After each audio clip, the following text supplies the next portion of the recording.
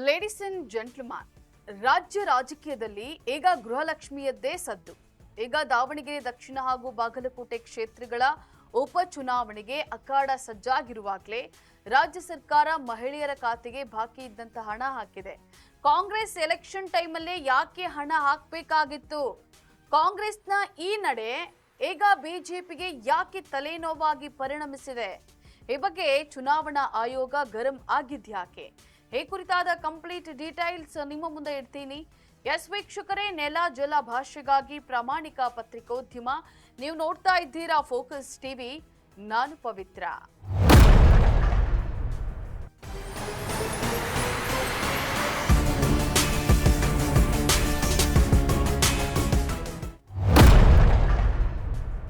ವೀಕ್ಷಕರೇ, ಚುನಾವಣೆ ಗೆಲ್ಲಲೇಬೇಕು ಅಂತ ಹೇಳಿ ಪಣ ತೊಟ್ಟಿರುವಂತಹ ಸಿಎಂ ಸಿದ್ದರಾಮಯ್ಯ ನೇತೃತ್ವದ ಸರ್ಕಾರ ಇದೇ ಸಮಯದಲ್ಲಿ ಗೃಹಲಕ್ಷ್ಮಿ ಯೋಜನೆಯ ಬಾಕಿ ಹಣವನ್ನ ಮಹಿಳೆಯರ ಖಾತೆಗೆ ಜಮೆ ಮಾಡಿದೆ. ಇಲ್ಲಿ ಗ್ಯಾರಂಟಿ ಯೋಜನೆಗಳು ಕಾಂಗ್ರೆಸ್ನ ಪಾಲಿಗೆ ದೊಡ್ಡ ಅಸ್ತ್ರ.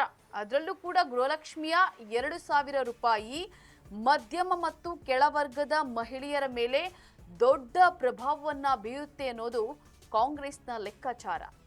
ಇವರು ಹಣ ಹಾಕಿದ್ದಾರೆ ಅಂತ ಹೇಳಿ ಗೊತ್ತಾದ ಕೂಡಲೇ ಎಚ್ಚೆತ್ತಂತಹ ಬಿಜೆಪಿ ಇದು ಮತದಾರರ ಮೇಲೆ ಪ್ರಭಾವ ಬೀರುವ ತಂತ್ರ ಅಂತ ಹೇಳಿ ಆರೋಪಿಸಿದೆ. ಚುನಾವಣೆ ಇರುವಾಗಲೇ ಹಣ ಬಿಡುಗಡೆ ಮಾಡಿದ್ದು ನೀತಿ ಸಂಹಿತೆಯ ಉಲ್ಲಂಘನೆ ಅನ್ನೋದು ಬಿಜೆಪಿಯ ವಾದ. ಸ್ನೇಹಿತರೆ, ಕಾಂಗ್ರೆಸ್ನ ಈ ನಡೆಯನ್ನ ಗಂಭೀರವಾಗಿ ಪರಿಗಣಿಸಿರುವಂತಹ ಕೇಂದ್ರ ಚುನಾವಣಾ ಆಯೋಗ ಈಗ ರಾಜ್ಯ ಸರ್ಕಾರಕ್ಕೆ ನೋಟಿಸ್ ಕೂಡ ನೀಡಿದೆ.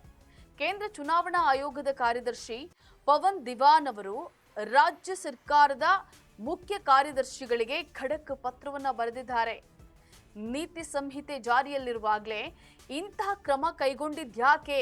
ಈ ಬಗ್ಗೆ ತಕ್ಷಣವೇ ಸ್ಪಷ್ಟನೆ ನೀಡಬೇಕು ಅಂತ ಹೇಳಿ ಆಯೋಗ ಸೂಚನೆಯನ್ನ ನೀಡಿದೆ. ಇನ್ನು ಇದಕ್ಕೆ ಕಾಂಗ್ರೆಸ್ ನಾಯಕರು ಇದು ಹಳೆಯ ಯೋಜನೆ, ಇದಕ್ಕೂ ಚುನಾವಣೆಗೂ ಸಂಬಂಧ ಇಲ್ಲ ಅಂತ ಹೇಳ್ತಾ ಇದ್ದಾರೆ. ಬಟ್ ಬಿಜೆಪಿ ಮಾತ್ರ ಇದು ನೇರವಾದ ಆಮಿಷ, ಸೋಲುವ ಭೀತಿಯಿಂದ ಕಾಂಗ್ರೆಸ್ ಈ ಅಸ್ತ್ರವನ್ನ ಪ್ರಯೋಗಿಸ್ತಾ ಇದೆ ಅಂತ ಹೇಳಿ ಆಕ್ರೋಶವನ್ನ ವ್ಯಕ್ತಪಡಿಸ್ತಾ ಇದೆ.